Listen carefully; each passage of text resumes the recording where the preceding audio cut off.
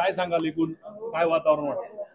पाथरीमध्ये मी प्रथमतः यायला लागलो त्यामुळं की आमचे सर्व कार्यकर्त्याचा एक आग्रह होता की मी इथं आलं पाहिजे.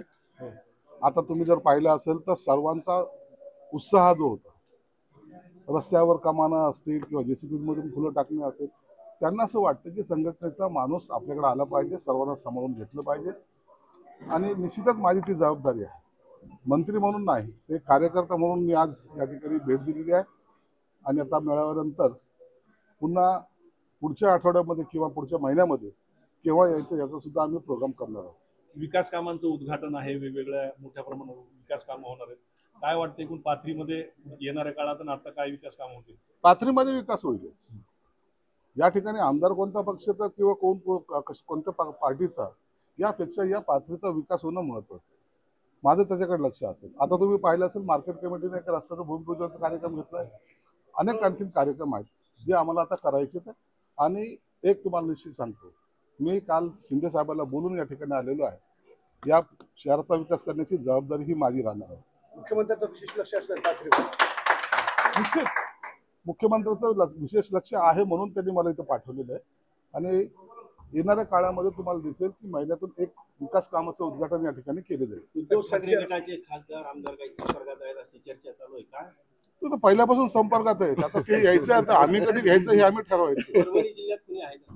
हो, सगळे आमच्याकडे आहेत. आता सर्वांची नाव आज जाहीर करणं योग्य नाही, परंतु योग्य वेळेला योग्य निर्णय घेण्याची क्षमता एकनाथ शिंदे साहेबांमध्ये आहे आणि तो निर्णय लवकरच घेतला जाईल. संजय राऊत म्हणतात 2024 विधानसभा निवडणूक मुख्यमंत्री एकनाथ शिंदे यांच्या नेतृत्वात लढली गेली. त्यांना शब्दही देण्यात आला होता, मात्र आता त्यांना मुख्यमंत्री भाजपनं केलं नाही. त्यांनी काय बोलावं हा त्याचा प्रश्न आहे, परंतु एवढं निश्चित आहे एकनाथ शिंदे साहेबांच्या नेतृत्वामध्येच ही युतीची निवडणूक लढवली गेली होती. हे सर्व महाराष्ट्राला माहिती आहे. आणि त्याचा परिणाम असा झाला की भूतो न भविष्यती 237 जागा येणं हे मला वाटतं इतिहासात पहिल्यांदा झालं. म्हणून शिंदे साहेबाला मानणारा वर्ग या महाराष्ट्रामध्ये मोठ्या प्रमाणात आहे. एक मास लीडर म्हणून शिंदे साहेबांकडे पाहिलं जातंय. अहोरात्र काम करणारा माणूस म्हणून त्यांच्याकडे पाहिलं जातंय.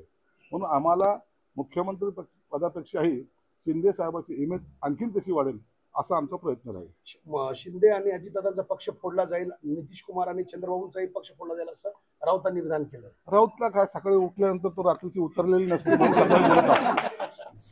सर, सईद खान यांना संविधानिक पदावर बसवावं असं पाथरीच्या शिवसैनिकांचं म्हणणं आहे. याचा निर्णय एकनाथ शिंदे साहेबाला घेऊ द्या. मला तो निर्णय घ्यायचा अधिकार नाही. तिथं पक्षामध्ये निर्णय घेणारे सगळेच जर संजय राऊत सारखे झाले तर मग त्याला त्या पक्षाला अर्थ नसतो. कातडी वाचवण्यासाठी शिंदे करतायत असं संजय राऊतांनी विधान केलं. असं संजय राऊत बोलतो त्याला महत्व देत नाही आम्ही. संजय राऊत काय पाटील यांचं 3 दिवस झालं आंदोलन सुरू आहे. काय वाटतंय त्याचा विषय तुम्हाला? नाही, सरकारने निश्चित त्याची गंभीर दखल घेतलेली आहे. सरकार या सगळ्या गोष्टीकडे बारकाईने लक्ष ठेवून आहे. मला वाटतं सरकारमधले मुख्यमंत्री असतील किंवा इतर सहकारी त्यांच्याशी बोलतही असावेत. परंतु आम्ही आता उद्या आमची कॅबिनेट आहे, निश्चित त्याच्यावर सुद्धा थोडी चर्चाही होईल. सर, इथले स्थानिक जे आमदार आहेत राजशिवचकर त्यांनी नाराजी व्यक्त केली की सईद तुम्ही पक्षात घेतलं, त्यांना महायुतीच्या पक्षाला विचारात न घेता म्हणे. कुठे कुणाला पक्षात घ्यायचं कुणाला नाही घ्यायचं ह्याचा निर्णय एकनाथ शिंदे साहेब घेतात. म्हणून सईद आला काय आणि इतरांना घेतलं काय याबद्दल दुसऱ्याला वाईट वाटण्याचं काहीच कारण नाही. म्हणजे तुमचं असं झालं म्हणे की सगळं विचार करून घेत तिथल्या उमेदवार? नाही, इतर पक्षाचा विचार करून आम्ही घेत नसतो. आमच्या पक्षाचे नेते विचार करून आम्हाला विचारून घेत असतात.